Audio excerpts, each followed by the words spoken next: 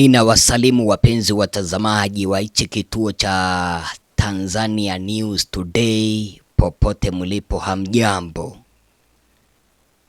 Pokea salamu za heri njema ya mwaka mpya, mwaka 2026. Ninawatakia afya njema, pamoja na ninawatakia afya njema mwaka huu mpya ambao tunaenda kuingia. Karibu sana ili niweze kuwachanganulia yale ambayo yamejiri. Mimi ni mtangazaji wako Bwana Ezra. Kama wewe ni mgeni, tafadhali jiunge na ukumbi huu, ukumbi wa Mwananchi. Uozo mwingi ambao unatendeka kwa taifa, unapata kwamba spika wa bunge la taifa huwa amehusishwa. Mara nyingi unapata kwamba kuna uozo ambao unaendelea kwenye taifa, na uozo huo unaweza ukamalizwa tu ikiwa spika wa bunge la taifa anaweza karuhusu miswada ya kulisaidia taifa iweze kujadiliwa bungeni. Wakati mwingine vile vile spika anaweza karuhusu miswada ya kuwakandamiza wananchi kujadiliwa bungeni.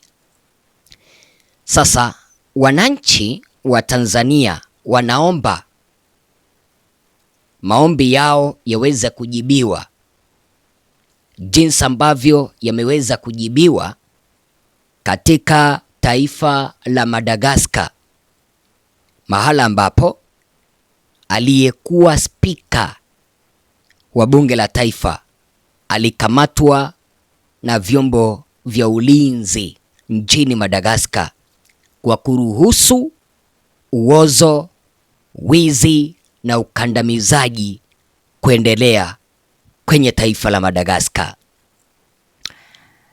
Sasa ninaelezwa kwamba kesi ya aliyekuwa spika wa bunge la Madagascar Richard Ravalomanana imeibuka upya na kuzua gumzo kubwa ndani na nje ya nchi hiyo baada ya kiongozi huyo wa zamani wa bunge la taifa kukamatwa nyumbani kwake mjini Antananarivo.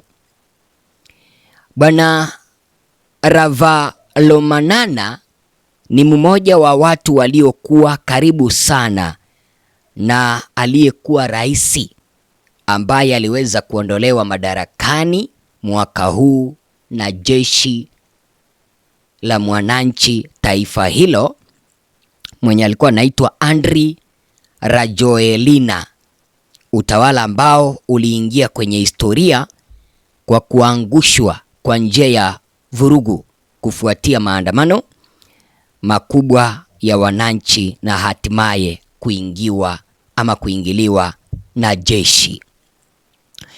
Kwa mujibu wa taarifa kutoka kwa mwanasheria mkuu wa serikali ambayo inaongozwa sasa hivi na wanajeshi katika mahakama ya rufaa ya Antananarivo, kukamatwa kwa Ravalomanana kunahusishwa moja kwa moja na tuhuma nzito za kuongoza vitendo vya ukatili na ukandamizaji dhidi ya waandamanaji. Inadaiwa kuwa alikuwa miongoni mwa watu waliopanga na kuratibu matumizi ya nguvu kupita kiasi wakati wa maandamano yaliyotikisa taifa hilo, hatua iliyosababisha vifo na majeruhi wengi. Kabla ya kutiwa mbaroni kwake, Richard Ravalomanana alikuwa amekataa mara kadhaa kuitikia wito wa vyombo vya sheria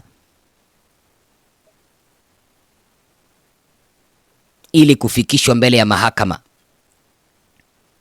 Msimamo huo ulizidisha shinikizo kutoka kwa umma na taasisi za haki, hali iliyofanya serikali kuchukua hatua ya kumkamata nyumbani kwake, hatua ambayo sasa imeelezwa kama ishara ya kwanza kwa uwajibikaji wa viongozi waliokuwa na nguvu kipindi cha machafuko. Tunaelezwa kwamba Umoja wa Mataifa umeweka wazi ukubwa wa maafa yaliyotokea wakati wa maandamano hayo, ukithibitisha kuwa watu wasiopungua 50 waliuawa na wengine zaidi ya 100 kujeruhiwa kipindi cha maandamano hayo upande wa Madagascar.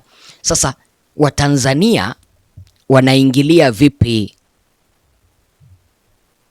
kwenye hii kauli ya kukamatwa kwa aliyekuwa spika wa bunge la taifa katika taifa la Madagascar kabla ya Rais Andry kuondolewa madarakani na jeshi?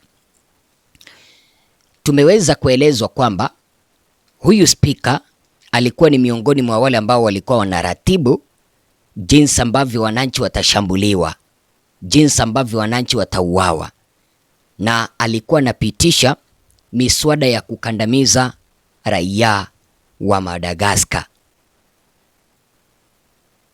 Unanielewa mpenzi mtazamaji? Sasa na raia wa Tanzania wamesema kwamba wanaomba aliyekuwa spika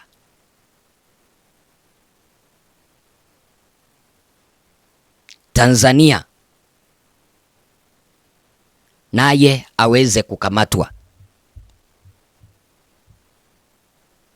Aliyekuwa spika Tulia Ackson naye aweze kukamatwa. Kwa nini? Tunaelezwa kwamba Tulia Ackson kipindi ambapo alikuwa ni spika wa bunge la taifa Tanzania, miswada mingi ya ukandamizaji kama vile kuuza makampuni ya serikali, kuuza mali ya wananchi Tanzania alitendeka akijua, bila ya kusimamisha yeye kama spika.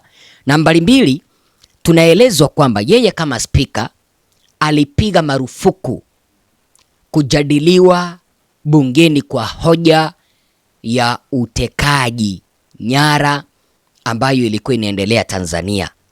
Mara si moja, mara si mbili, zaidi ya 3 aliweza kusimamisha hoja ya kujadiliwa kwa utekaji nyara ambao ulikuwa unaendelea Tanzania mwaka huu, ambao bado unaendelea.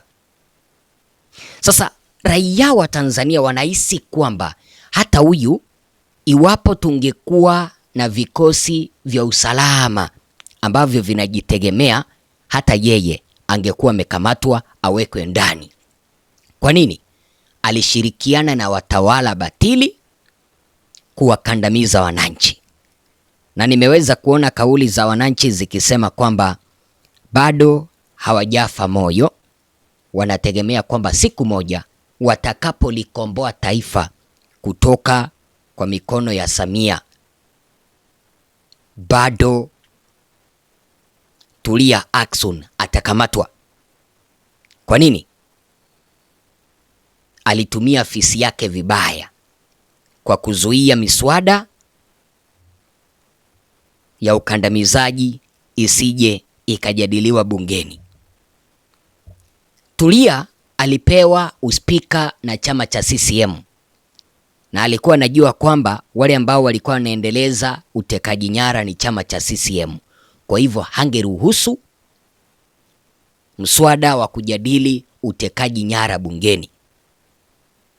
Na sasa wananchi wanasema kwamba aliweza kukiuka haki za kibinadamu, aliweza kukiuka majukumu yake, anapaswa kukamatwa kwa sababu chini yake kama spika aliweza kuendeleza utekaji nyara Tanzania. Wazo lako ni lipi?